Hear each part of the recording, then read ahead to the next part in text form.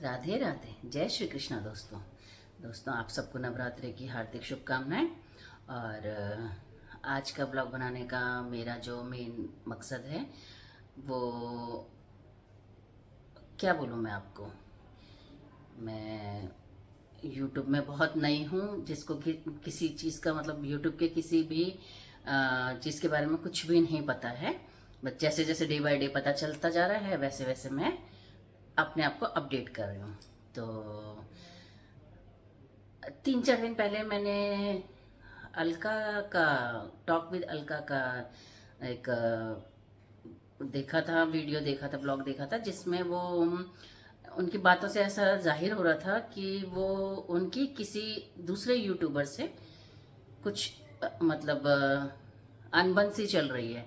तो उन्होंने उसके बारे में मतलब काफ़ी कुछ कहा था।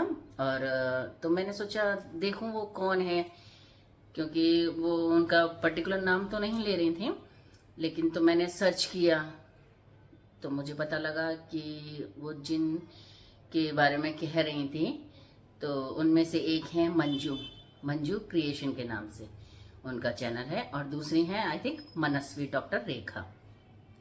दोनों ही अपने आप में एक जाना पहचाना नाम है। और मंजू जी का मैंने प्रोफाइल पढ़ा, और रेखा के बारे में तो मुझे पता ही है, वो डेंटिस्ट हैं।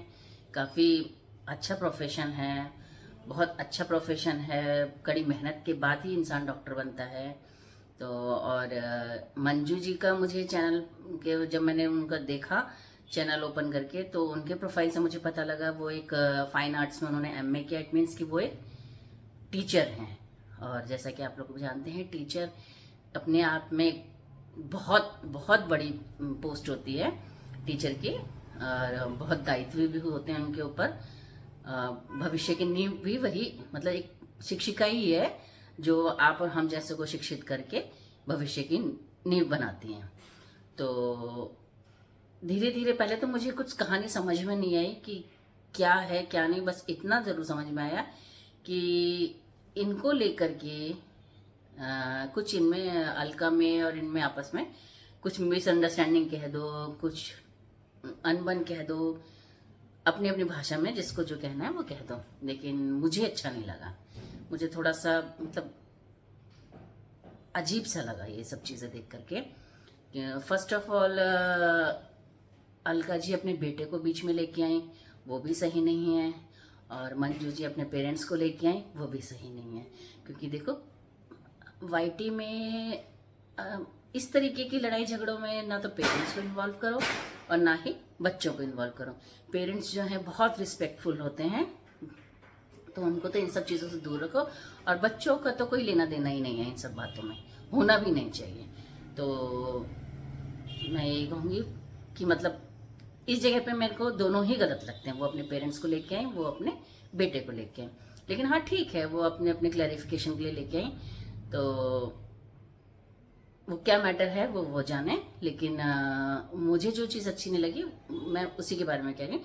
ये वाईटी है, बहुत अच्छा प्लेटफॉर्म मिला है आप लोगों को अपने आप को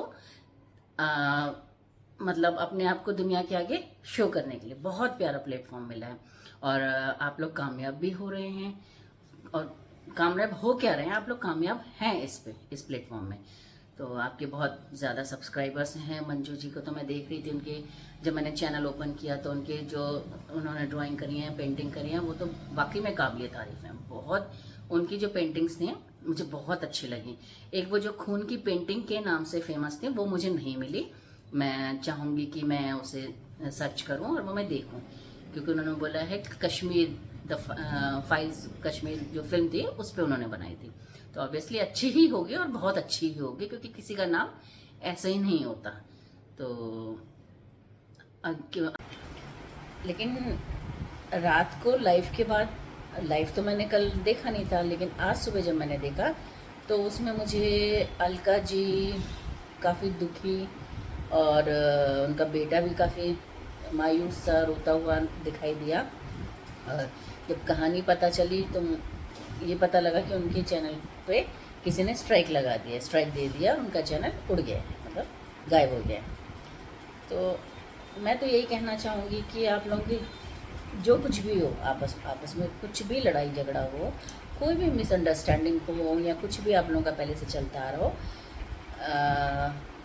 मेरा मानना ये है कि नहीं, अगर आप किसी को माफ़ कर सकते हैं, किसी की कोई बात आपको गलत लगी हो, चुभी हो, तो यूट्यूब में या यूँ कहें तो इस प्रकार से वायरल मत करो, आपस में मिलजुल करके रहो।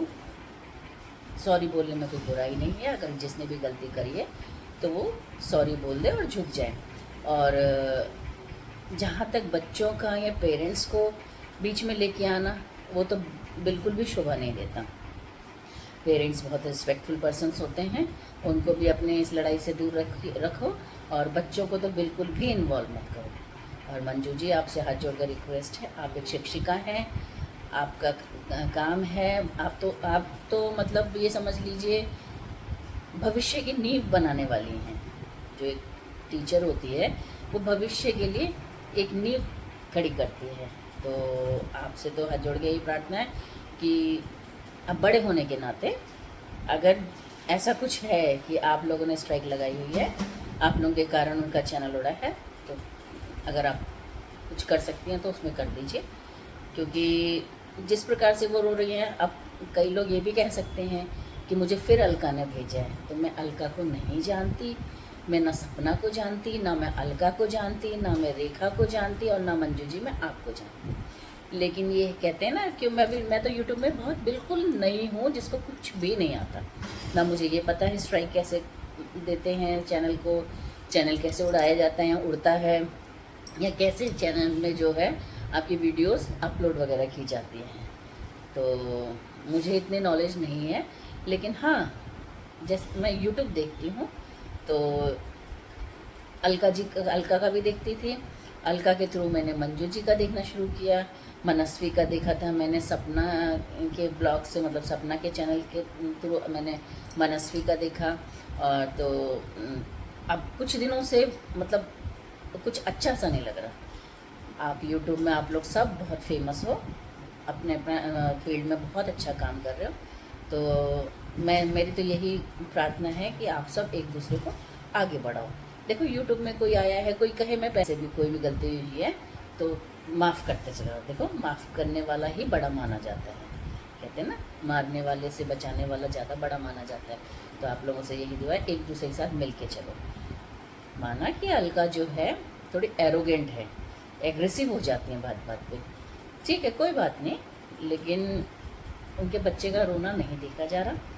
और अलका से मैं यही कहूँगी, अलका आप भी अब ये सब चीज़ें छोड़ दो, जो बीत गया उसको जाने दो, रात गई बात गई, अब ज़िंदगी को लेट्स गो करो। मैंने आपको पहले भी मैसेज भेजा था कि अलका लेट्स गो करो, लाइफ को आगे बढ़ाओ, लाइफ नए सिरे से उसकी शुरुआत करो।